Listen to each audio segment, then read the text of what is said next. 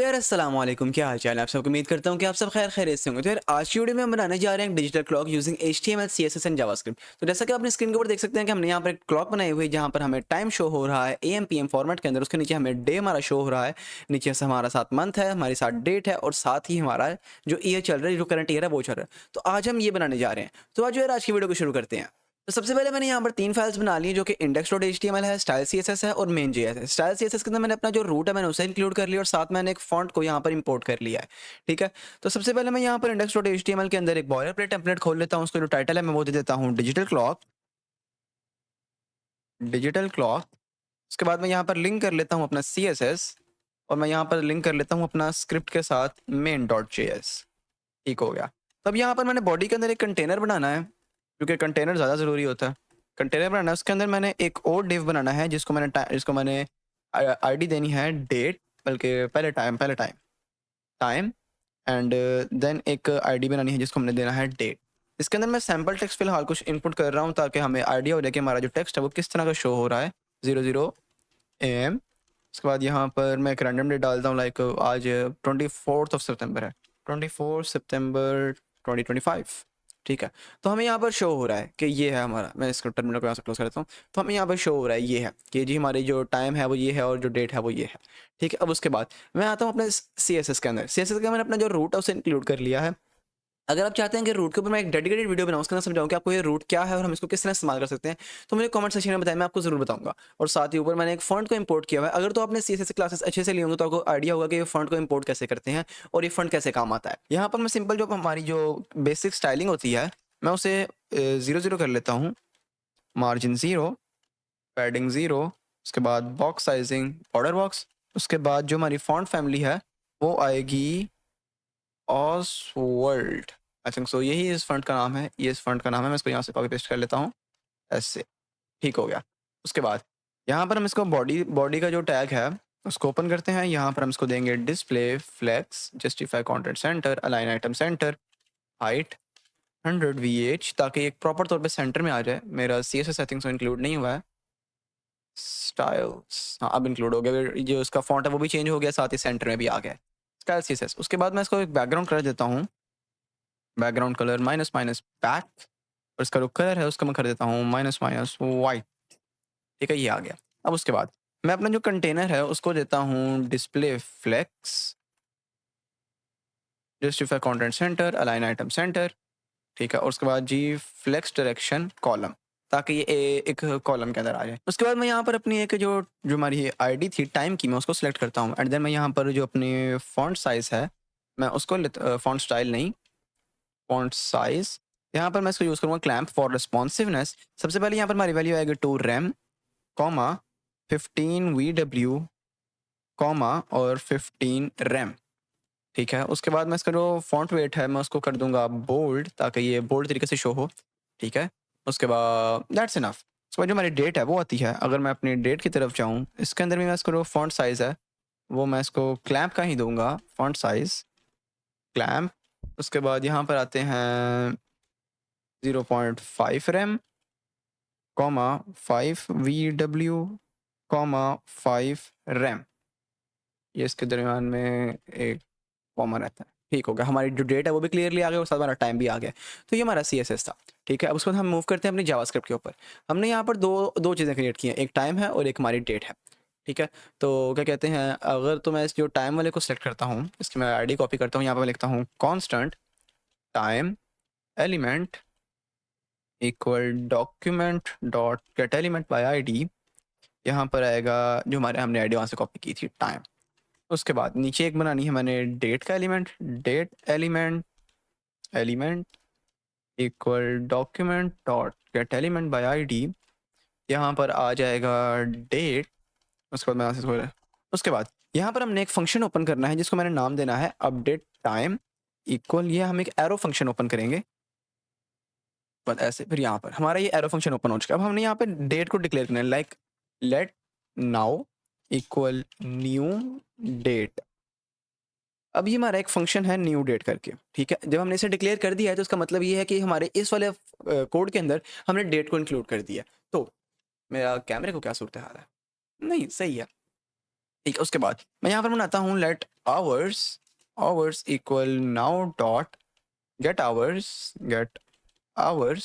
उसके बाद function end then close, उसके नीचे let minutes, minutes equal now dot minutes get minutes function and then let seconds equal now dot seconds get seconds function close। ठीक है, अब हमने यहाँ पर अपने आवर्स मिनट्स और सेकंड्स को डिफाइन कर लिया है। ठीक है, अब उसके बाद यहाँ पर हमने क्या करना है, यहाँ पर हमने क्या कर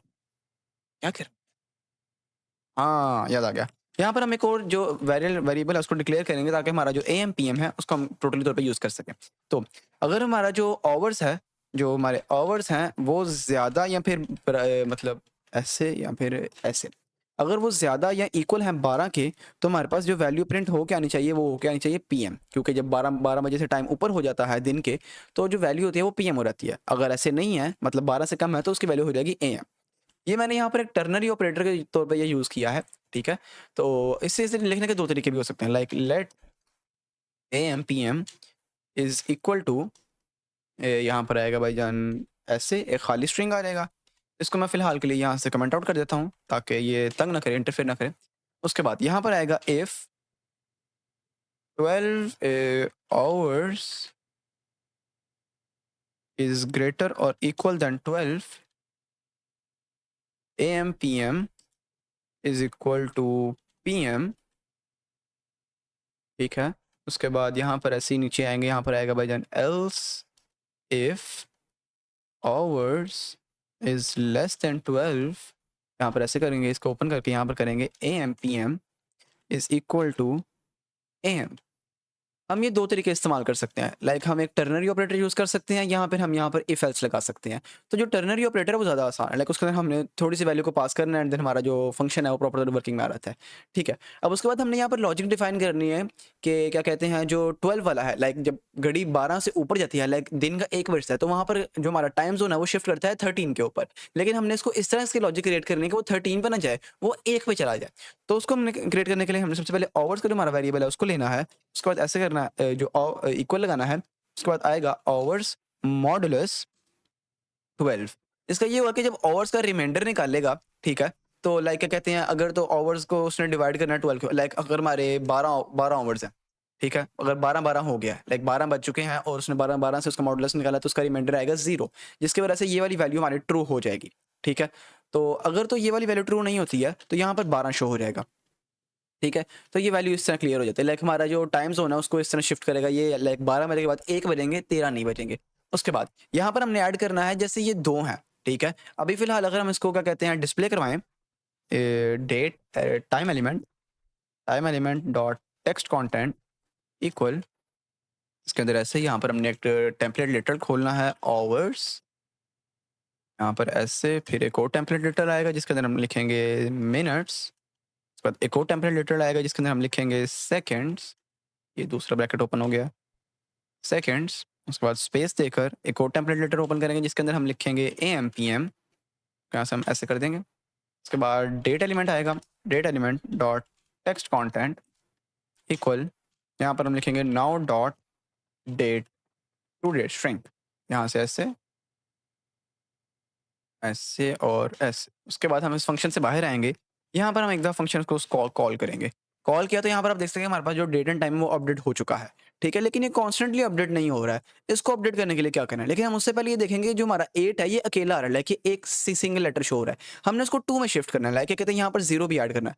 तो उसके लिए हम इससे पहले यहाँ पर ऐड करेंगे आवर्स इक्वल स्ट्रिंग, लाइक ये एक स्ट्रिंग है जिसके अंदर वैल्यू है स्ट्रिंग, इसके अंदर हम इस तरह करके आवर्स को चूज करेंगे और को सेलेक्ट करके डॉट पैड स्टार्ट, इसके अंदर आके हम लिखेंगे कि इसकी वैल्यू कितनी चाहिए, हमें चाहिए 2, यानी कि स्टार्ट के अंदर जो हमारे पास वैल्यू है, लाइक जो हमारे आवर्स की वैल्यू हमें चाहिए 2, हर हाल में 2 चाहिए। जैसा कि ये देख सकते हैं आप, ये 2 हो गई है, लेकिन अगर मैं इसका जैसे एक स्पेस देता हूँ, ये 49 हो गया, एक और स्पेस ये 50 हो गया, एक और स्पेस ये 52 हो गया, एक और स्पेस 54, एक और स्पेस, ये बार बार रिफ्रेश हो रहा है जिसकी वजह से इस तरह हो रहा है, रिफ्रेश हो रहा है तो ये बार बार टाइम चेंज कर रहा है।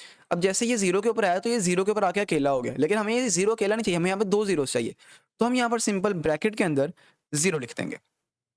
जिसकी हेल्प से जब ये रिफ्रेश होगा तो इसके अब हमें दोबारा वेट करना पड़ेगा। हम उससे पहले इसके सारे के सारे जो लॉजिक है वो डिफाइन कर लेते हैं। हम इसी का एक और कॉपी बना लेंगे जिसको हम मिनट्स के लिए भी इस्तेमाल करेंगे। मिनट्स के लिए इस्तेमाल करने के बाद यहाँ पर मिनट्स को हम डिफाइन कर लेंगे। ठीक है?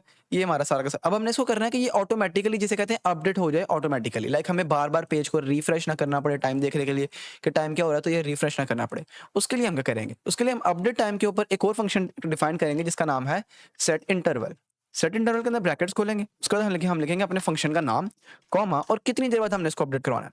लाइक इसके अंदर हम मिलीसेकंड्स यूज़ करते हैं, मिलीसेकंड्स। तो अगर हम इसको हर सेकंड के बाद अपडेट करवाना है, ये तो ऑटोमैटिकली अपडेट होना शुरू हो गया, लेकिन हम इसे हर सेकंड के बाद अपडेट करवाएँगे। 10,000 हो गई है, 10 सेकंड्स हो गए। तो यहाँ पर ये हमारे 500 जो डिजिटल क्लॉक है वो बनकर तैयार हो चुकी है। यहाँ पर आप देख सकते हैं कि जो हमारा टाइम है, ये 2 में नहीं आया। इसका मैं कॉमा खत्म करूँ अगर ओह हाँ, यहाँ पर मैंने ये एक चीज़ ये नोटिस किया कि मैंने तो आवर्स और मिनट्स को चेंज किया, हालाँकि मुझे तो से सेकंड्स को चेंज करना चाहिए था यहाँ पर। सेकंड्स सेकंड्स तो ये देखें यहाँ पर हमारे जो सेकंड्स हैं वो 05 हो चुके हैं। लाइक वो मैंने आवर्स को सिलेक्ट किया हुआ था और मिनट्स को सिलेक्ट किया था। मैंने सेकंड्स को सिलेक्ट किया ही नहीं था हुआ। तो जैसे ही मैंने सेकंड्स को सिलेक्ट किया तो वो ऑटोमैटिकली 0 के साथ ऐड हो गया। तो यार ये थी आज की वीडियो। होप्स आपको आज की वीडियो अच्छी लगी होगी। मिलते हैं आपसे अपनी नेक्स्ट वीडियो में, तब तक के लिए अपना और अपने पैरों का ख्याल रखें। अल्लाह ने के बाद।